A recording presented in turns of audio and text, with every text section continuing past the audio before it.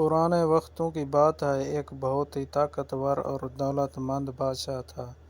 اس کی سلطنت بہت بڑی تھی، خزانوں میں سونا چاندی بھرا ہوا تھا، محل عالیشان، خادموں کی کوئی کمی نہ تھی۔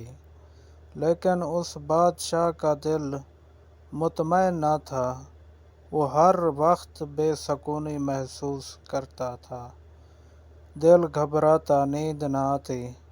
ایک دن اس نے اعلان کروایا، جو شخص میرے دل کو سکون دے، میں اسے آدھی سلطنت دے دوں گا۔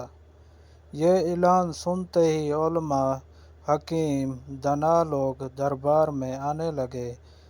کسی نے خوشبو تجویز کی، کسی نے مال و دولت سے دل بہلانے کا کہا، کسی نے کھیل تماشے کی بات کی۔ بادشاہ نے سب کچھ آزمایا، مگر دل کا سکون نہ ملا۔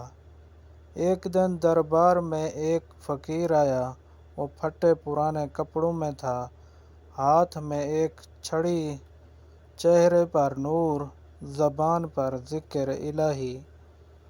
فقیر نے کہا، بادشاہ سلامت، سکون خزانے میں نہیں، نہ محلوں میں، دل کا سکون صرف اللہ کی یاد میں ہے۔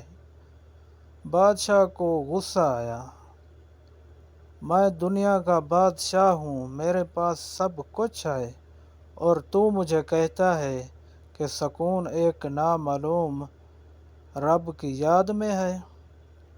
فقیر مسکرایا اور کہا، اگر یقین نہ آئے تو میرے ساتھ ایک دن گزار لو، سکون خود دیکھ لو گے۔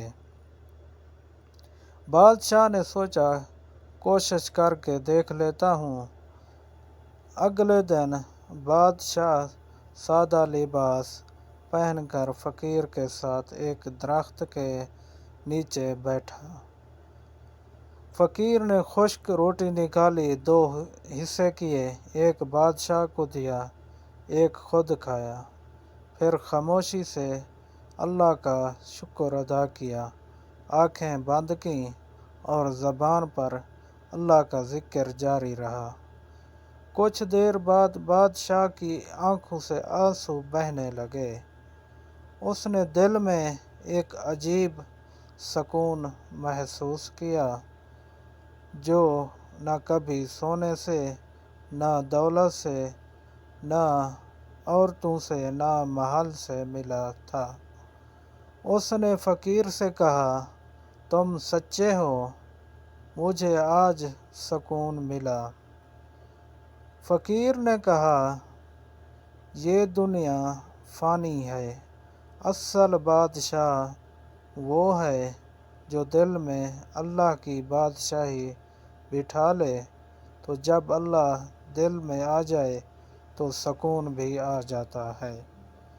اس دن کے بعد بادشاہ نے سب کچھ وزیر کے حوالے کیا، سادہ زندگی اختیار کی اور روز اللہ کے ذکر میں وقت گزارنے لگا۔ اس کا دل ہر وقت مطمئن اور پرسکون رہنے لگا۔ ہمارے لیے سبق: سکون نہ دولت میں ہے، نہ طاقت میں، نہ ہی شہرت میں، بلکہ صرف اللہ کی یاد میں ہے۔ جو انسان عاجزی سے جیتا ہے، وہی اصل بادشاہ ہے۔